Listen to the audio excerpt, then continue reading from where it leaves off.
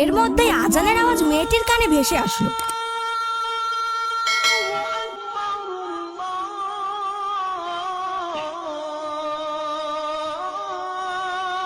তখন মেয়েটি নামাজের জন্য অজু করতে যাচ্ছিল।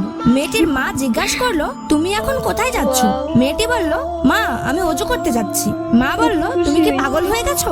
একটু পরে ছেলেপক্ষরা তোমাকে দেখতে আসবে। এখন যদি তুমি অজু করো তাহলে তোমার সব মেকআপ তো নষ্ট হয়ে যাবে, তোমার এখন নামাজ পড়তে হবে না।